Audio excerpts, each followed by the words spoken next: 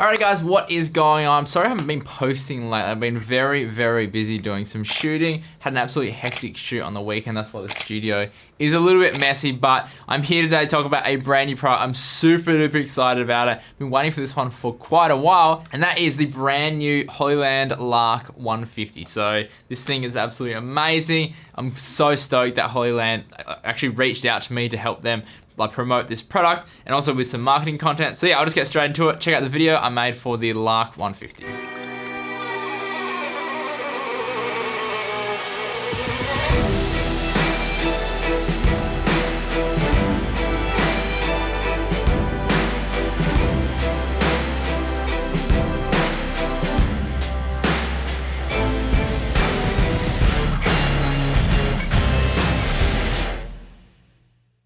So the Lark 150 is Hollyland's first audio transmission device for actual cameras. They have in the past made some communication devices. So I guess they've taken all the stuff they've learned from that and all that technology and put it into a wireless audio device to actually use to transmit voices and record people. So the Lark 150 is a 2 transmitter and 1 receiver system with a portable charger case that can charge up all the units up to 2.5 times over. The transmitters are absolutely freaking tiny.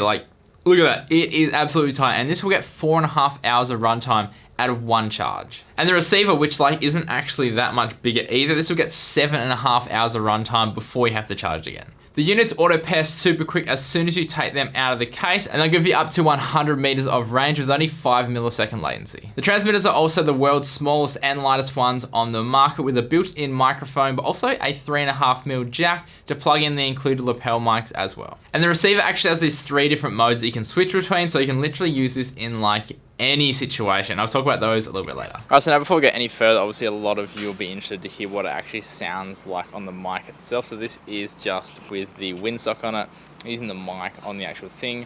We'll walk back and we'll just see what it sounds like. Even when I'm walking away, I'm now facing away from it and you should still be able to hear me. Obviously if I face the camera, then you'll definitely be able to hear me. But yeah, this is kind of what it sounds like with just the inbuilt mic with the windsock on it.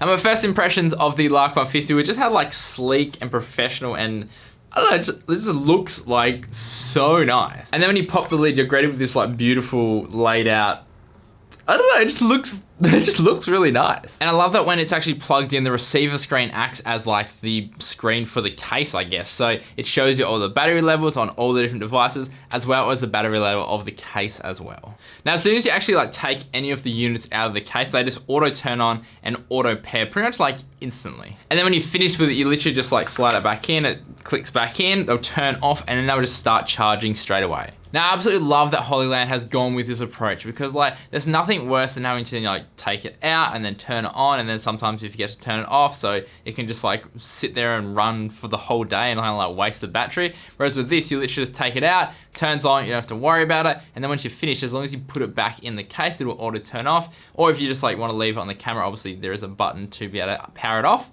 But I just love that. It just makes it so much easier. Now, once powered on, the user interface is actually really easy to use. You have a mute wheel for both channels that acts as the gain knob as well as the mute button, but also gives you access to the modes when you hold it down as well. So like I said at the start, there's 3 different modes you can choose from when using this device to basically just depend on the situation that you find yourself in. So how we actually access these different modes is just by holding down on the left mute button, and then at some point, after about 3 seconds, it'll swap to the next mode, and then you basically just hold it again to just cycle through the different modes. So the first mode is stereo mode, and this is when you're using the 2 transmitters at the same time. So in stereo mode, the transmitters will actually have their own channels. So transmitter 1 will go to say the left channel, and transmitter 2 will go to the right channel. Why this is really cool is that if you're having 2 speakers and say one's really quiet and one's really loud, typically you'd have to try bump them up in post or try to level them. Where what's really cool is this, you have your own dials for each channel, and you can literally just crank them up or crank them down to try to level them out before it then gets fed into the camera itself. Plus, because each transmitter is actually going to its own channel, so if you forgot to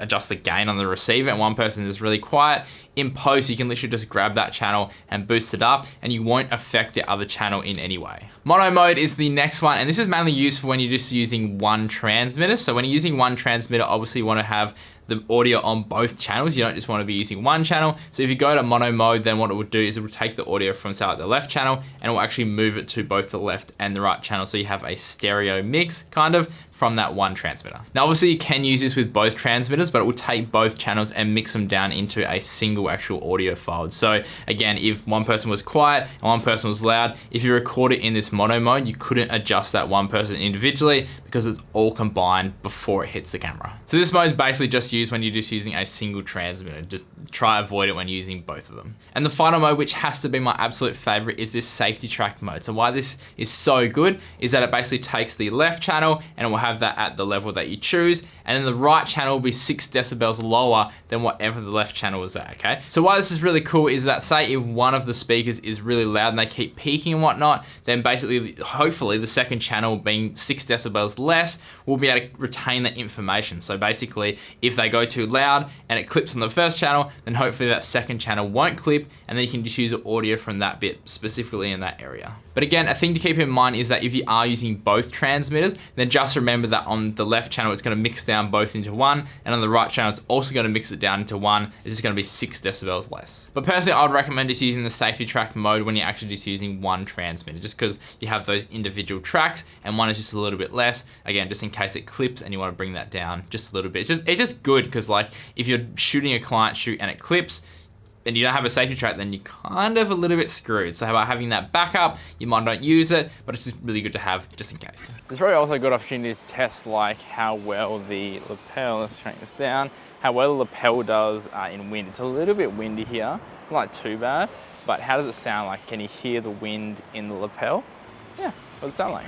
Now on the receiver for each transmitter individually, we can actually adjust the gain to -10 decibels or +10 decibels, which is really, really good. So basically what this is good for is that, say one of the speakers is really, really quiet, you can just adjust them up a little bit, or if someone's a little bit too loud, then you can, bring them back a little bit to a certain point. The main thing to keep in mind is that you need to look at the levels on the actual receiver itself. So on the receiver, if you see it starting to go into that yellow, or especially not into that red, then you will start to clip. So say if the lapel's here and you are going to that red, or that person's speaking really loud, either get them to speak a little bit quieter or actually move the lapel a little bit further away, just so it doesn't clip into that red. Because even if it's clipping and you try to adjust it down, it won't actually like save that. It'll still be clipping, it'll just be a quiet version of that clipped audio, if that makes sense. But what's actually cool as well is that they've given you a headphone out jack, so you can monitor what's actually coming straight into the receiver, not just into the camera. So say if you are having some clipping issues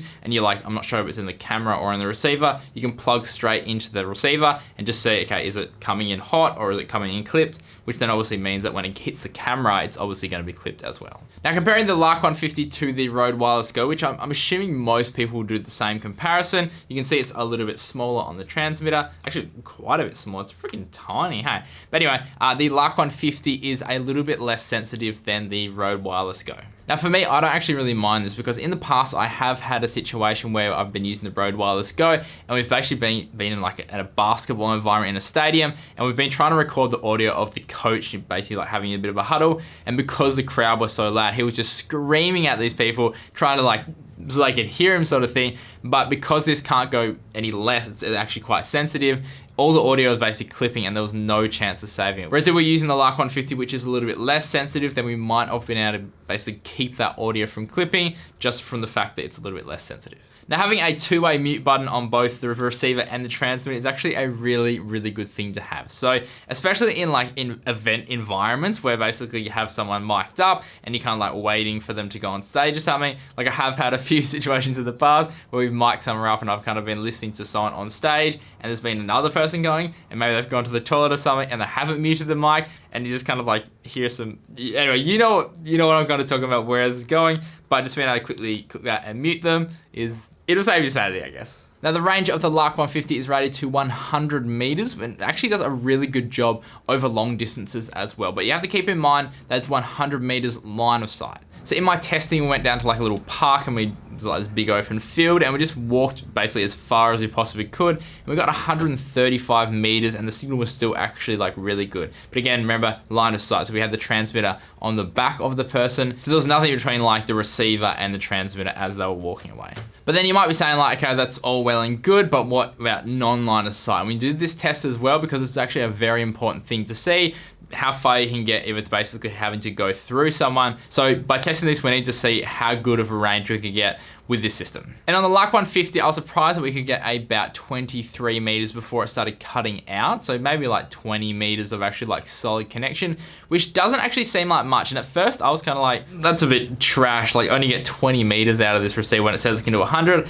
But then I threw on the Rode Wireless Go, and that only got 7 meters before it actually lost connection. So you can see how much better this is, especially like going through people or going through objects. So you have a lot more power with the Lark 150. So included as well, we do have 2 lapel mics, which is really, really handy because lapel mics can actually get pretty expensive when you're having to buy them on top of the actual unit itself. So this is with the lapel mic plugged into the Lark 150. It is on the back of me, mounted on my belt where it would be mounted if you were like have a speaker at an event or something. We do have a bit of construction around, so it's interesting to see how well it picks up that. But if I walk all the way to the end, this is 24 meters away from the camera, which is kind of like right on the edge of what I've tested and found to be like where it kind of starts to break up. But what does it sound like? Can you still hear me? It should be pretty good, or it might be breaking up a little bit. It's around 20 meters.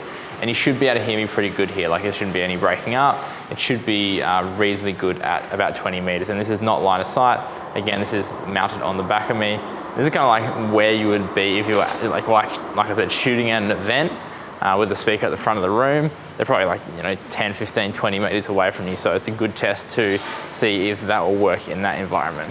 Now, one thing to mention is that when you are using 2 transmitters, I think it actually splits the power between like the receiver. So when we're just using 1 transmitter, the signal was like really good at like whatever 135 meters. But then when we turned on the second one, the signal kind of dropped a little bit. I'm guessing because it just has to split that power.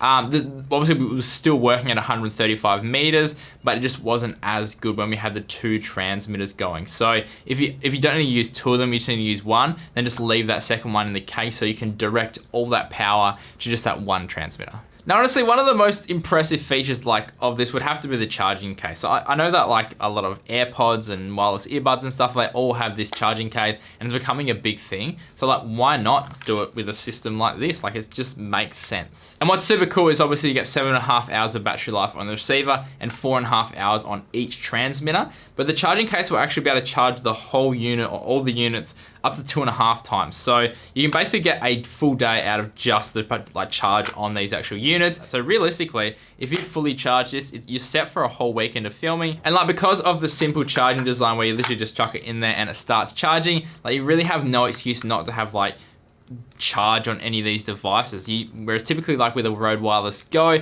because it's got that USB-C charger, you have to obviously take it off and then plug it in or find a power point to then actually like charge the unit itself. Oh, and to actually charge this case is just like a USB-C cable. It's actually included in the package as well. Now real quick as well, they've added this little compartment up the top. Oh my God, can't even get it out. To store the main cable that actually goes from the receiver to your camera itself. Obviously, it's not big enough to store both lapels and the windsocks in there, but you can actually, I've been able to sneak in this cable as well as 2 windsocks in there. So kind of like if you didn't need the lapels, then you could sneak this in here. You have to do a bit of finessing for it, but you can actually get it all inside this case. Now overall, I'm actually super duper stoked with how good this product is and everything they've added in there is like way more than I could have ever imagined in a product like this. And like I said, I've been waiting for a product like this for like so long. It just would have saved me having to, jig up some double wireless lapel system.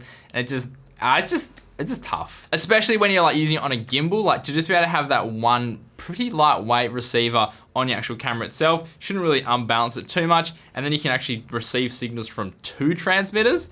That is absolutely game changing. Now as a price, the Lark 150 goes for $329 US. And like, I think that's a freaking bargain because if you think about it, the Rode Wireless Go system is $199 for just 1 unit. So if you were to buy 2 of those, you're looking at about $400 US.